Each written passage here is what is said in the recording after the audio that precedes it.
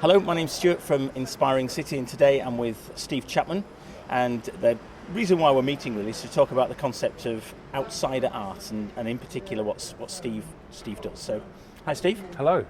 Outsider art. What's your definition of that, and do you describe yourself as an outsider artist? Yes. If I'm being kind to myself, I quite often describe myself as a professional imposter because I don't have any training in art or most of the stuff that I do. So on that basis that I don't have any training or education or didn't go to art school, I say I'm an outsider artist, which is what I understand outsider art to be. But because I'm an outsider, I don't actually know what the official definition is, so I may even have that bit wrong. So what kind of art do you do? What is it that people recognise you for? People recognise me for probably three things. It is mainly my Posca pen black and white drawings, which are just doodles that I do to express stuff. Free art, which is mainly large, brightly painted MDF figures or concepts that I leave around cities around the world.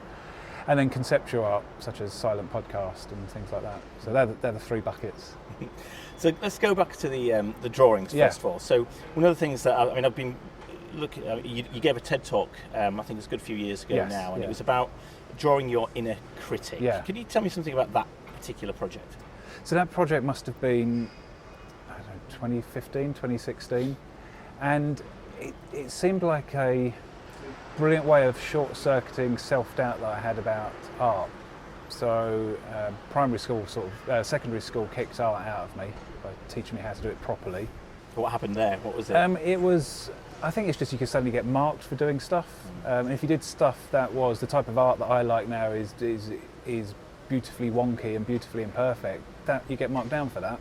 So there wasn't really, at least at the school I went to, freedom of expression.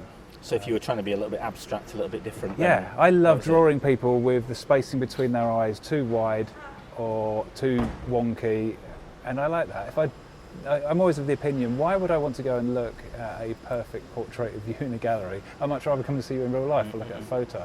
So I want art to suggest something that you couldn't see anywhere else. But that type of thing at school, not that I was deliberately trying to do that, sort of drummed out of me. And I got a C in GCSE art, which I got a C in GCSE everything. And so I stopped. I sort of stopped drawing them. So the Inner Critic project was just when I started to get back in touch with what happened to that artist.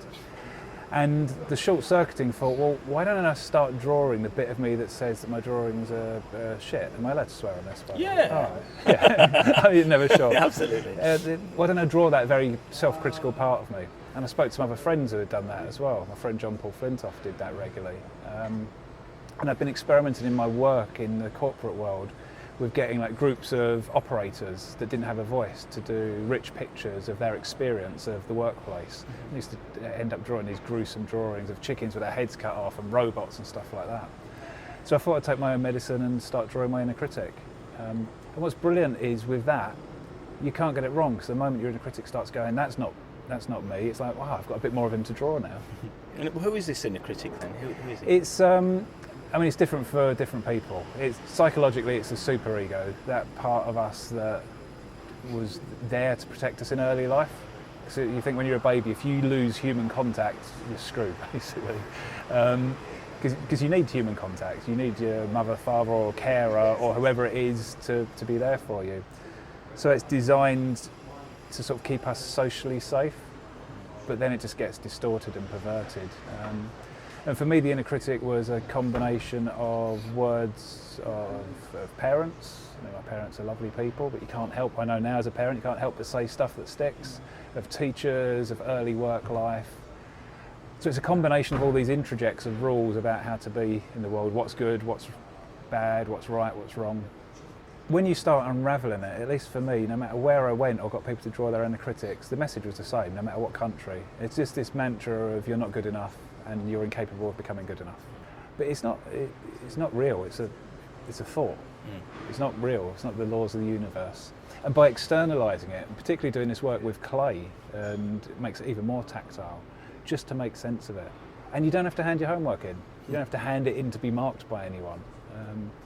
Which is, again, it's another hang-up from school, is everything had to be marked. So this was something about you needed to externalise this critic. You needed to put it down on paper or create something just to give it some form of reality. Yeah, Is that what it was? it's to see it for what it is. And the more I drew it, the more it changed, the more I began to feel sorry for it. It's just like, this is an odd thing. And I forgot about this, I actually made a puppet of it, was the next step. So I made a puppet, which I can't help doing there, so I could have a conversation with it. And that was the next breakthrough, is because he'd say, oh, you're a terrible artist. And I said, well, where did you go to art school? Well, surely I was there. And it's and you sort of get it on the ropes. Then I made a mask of it so I could like inhabit it, and I do a lot of work with masks. I make masks and do development work with masks. So it really is to get into a relationship with it. I'm pretty much a pacifist because I think violence breeds violence, and I think that's the same with self as well. There's a lot of macho stuff written about defeat, beat up your inner critic, like, fuck your inner critic and all of that. I think you're just doing that to yourself. So I think art creates a dance. It doesn't mean you love it. It still is an ever-present voice, but it creates a dance. It allows you to do Tai Chi with self-doubt, I think. Yeah. And so the project then, the Inner Critic project, it sort of evolved into this TED Talk. How did it become a sort of project, if you like? How did it evolve from me writing it down to a real thing? Yeah, that's a good question. And it's the same formula with all of my projects. I only realised it's a project about a year after starting it. And even longer after that, I realised what it's about. So I think I probably spoke to a couple of people and said, I've started doing this, and they've said, oh yeah, I've done that, or I'd like to do that. And then I started bringing it into talks and coaching work with people. So people say, oh, I'm not very good at that. I'd say, well, why don't you draw the part of you that's not very good at it? Then I started getting people to submit their inner critics, and there's a gallery that's still online now. It's like 650, 700 inner critics from around the world. So it evolved from that, and then probably about a year into it, I thought, oh, this is a project, isn't it? And at that point, it's like, well, now, I'll bring a bit of focus to it. And that's where the talk came from, really. And earlier in the conversation, you talked about, used the word imposter. Yeah. So is there something about imposter syndrome, which the inner critic and visualising that inner critic helps? Yeah, I think so, because I'm starting to, and I've not quite got my head around it, make a distinction between feeling like an imposter and feeling like an outsider. An imposter is just the spin you put on it. It's like telling yourself you're not good enough to be there, or the spin society's putting on it. And again, I think just by externalising the inner critic, adding detail to it, only meaningful to yourself. It's a great art therapy technique for just starting to externalise and disassociate, I think, with a lot of that mantra that we're the imposter. And moving on from the critic work, you talked about some of the other projects that you've got. So we were just talking about just now, and you've done a free art project on Hungerford Bridge. So, yes. So tell me something. Tell me something about that. Again, the free art project started because I was too much of a good boy to do graffiti, because I'd always associated it with vandalism. So I thought, wouldn't it be great to do portable graffiti? I started making little wooden pieces that I'd cut up on a scroll saw, painting them and leaving them in cities around the world. And people love them. It's like a treasure hunt. It's like little kids finding Easter eggs at Easter. So I started making them bigger and bigger and bigger and leaving them in different cities around the world. And do they take them? Do they pick them up and take them home and let you know about them? Well, I think 1 in 10 I know what happens to them. And I started doing it also as an experiment in non-attachment and impermanence, to create something beautiful with the sole intention of setting it free, not necessarily knowing what's going to happen to it. And these pieces have got bigger and bigger and bigger and more ambitious. And then the thing that I set up on Sunday was I just claimed the railway bridge as a gallery. So I made a load of pieces on Hungerford Bridge. There's a horrible bit on Hungerford Bridge that is just these spikes to stop people climbing over. It looks Cold War. And so I added one piece of free art to it, made a big pole that I had to install it because it's quite dangerous. You could fall in the river, you can't reach it. It's impossible to get to. And then when I put that down, I thought, this looks a bit like a gallery now. Why don't I just claim it? Why don't I just put a flag in it? Imagine if I started doing that, like flags on the moon, just this is now a gallery. So I made a sign that says the Hungerford Bridge Gallery of Outsider Art, and then I did 2 other big pieces. And I walked across the bridge this morning and watching all the commuters, everyone looks at it. Whether they like it or not doesn't matter. Art is there to be seen and looked at. And I don't know what's going to happen. It might not be there when I go home today, or other artists may add bits to it. Is that your hope, that people would sort of take it on as a sort of shared gallery? It's difficult because this is again the great part about giving art away is this experiment in non-attachment. If another outsider artist added something, I go, but someone equally may add something politically or something that has a perspective on society that I don't share, and then I'm associated with that, sort of, because it's my gallery. Or someone may graffiti the bits that are already put on there, or someone may throw a brick and knock the heads off one of the pieces. I'm giving suggestions to the audience. But I need to be okay with all of those eventualities. Yeah. That's part of the project and part of the lovely tension that this work does. I already have thought of another piece to put on there because it looks a bit imbalanced the way they're on there. But the main thing is if people walking across the bridge go, "Oh, that's brilliant," and already my gallery, it's been there since Sunday, has had between 1,000 and 5,000 daily views. Not through choice, because if people want to get across the river, they go across the bridge. They're just seeing it. Yeah. It's in their face. Right? Yeah, and occasionally I see a post on Instagram, because it's got no connection to me. But I look at posts of Hungerford Bridge, and occasionally I see pictures of it. And one of the pieces has got a message where he's called Don the Philosophical Duck, which is a duck based on Captain Beefheart. He's saying, am I real or is all of this an illusion? And quite a few people have taken a photo just of that little thing.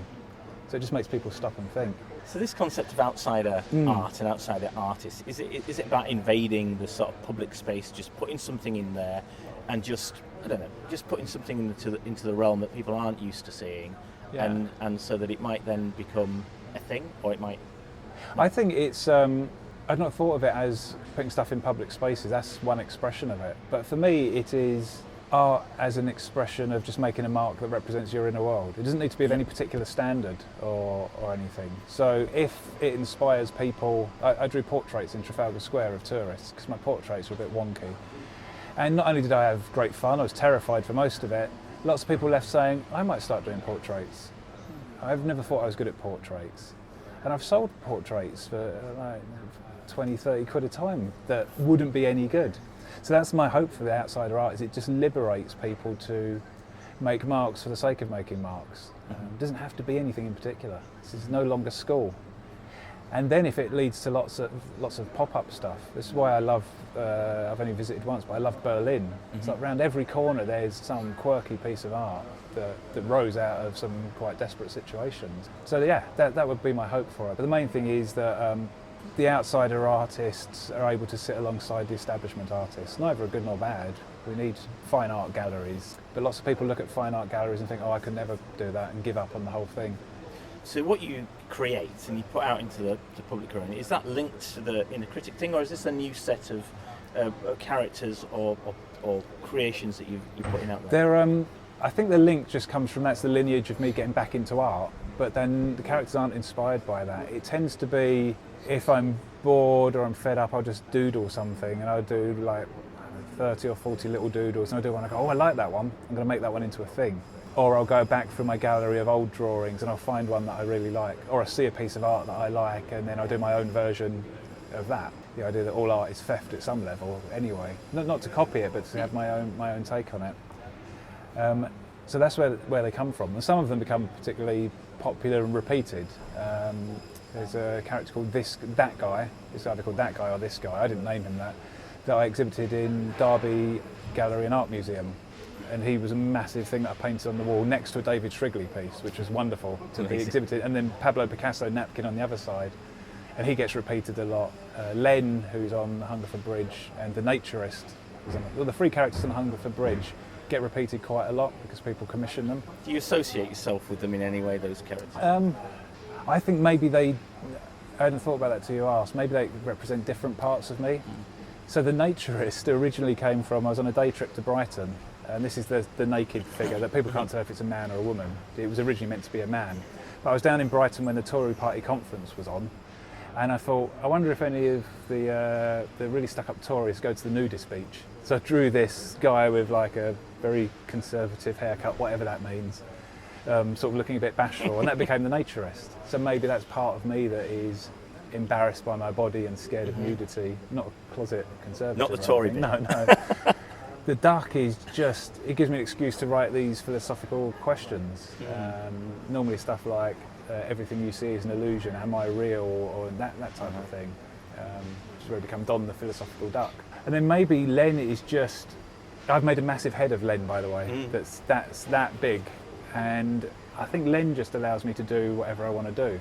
And the big Len head when I get up the guts to do it, is going to go dancing on the South Bank, like busking dancing, because I'm really embarrassed. As in you would. Oh yeah, you I'll would be put the wearing head on. Because I couldn't do it, because I still was a gangly man. I'm embarrassed by dancing. Again, probably about the same age as I got embarrassed by drawing when I was young. But Len can dance. I know he can, so he's going to go and do it. He's going to bust some moves on the South Bank. And I think that's the whole thing. I don't do the art for any other reason than it's my own therapy. To be honest, it sounds really corny and cliched, but I guess that's why most people do it. It's an expression of something, without it having to be anything in particular. The podcast is an expression of my frustration at noise and distraction. And This is the silent podcast. Yeah. So it's a podcast, that's literally it, in a nutshell. It's a podcast with special guests where I sit in silence with them for 2 minutes. And that again came from that same subversive place of thinking, I mean, my daughter manages to do it, she's brilliant at it, but she'll be drawing, have the telly on, have headphones in, and then have a film at the same time. And I can't cope with that. Obviously the younger generations can. But just even the whole thing of walking down the street, people are distracted. So I thought, what if, similar to the inner critic, the short-circuiting of it, what if I short-circuit this by making a digital download of silence and make that even more compelling by having guests like Terry Waite and Vic Reeves on it? And that's been an amazing project. And how do they respond to that? And how do people respond to that project? I mean, one of the first things I put it out, so it's been out for just over a year. There's only going to be 100 episodes. Episode 44 went out today. Yeah. How do you know? And the day I put it out, I had a tweet from someone I didn't know in America said, "What a load of bollocks. Podcasts have finally jumped the shark." And to me, even though I'd like to say, yeah, and that was wonderful feedback, it really is like, oh no, maybe I'm doing the wrong thing. But ever since then, I've had a few people saying, this is pretentious nonsense, or this is a load of rubbish, but the majority of people just say this is weirdly compelling. People listen to every episode. People have described it as, because there's nothing there, people project whatever they want onto it. People think it's about peace, or it's about mindfulness, or it's about mental health, or it's about working mothers. Because I recorded one with a young artist who had a child there. And yeah, it's all of those things and whatever you want it to be. And I think it's just people can't quite get their head around it. And the fact that I get some people like Vic Reeves, Jim Moyer, who I really admire, and they say yes to it and they get it, makes me think, all right, maybe I'm onto something here. They're a little bit outside of themselves, aren't Yeah, they? exactly. Yeah. And they're the types of people that I've been having on the podcast. Well, Steve, thanks very much for talking to us on Inspiring City. No, thank you very much for having me. Thank you. Bye. Thank you.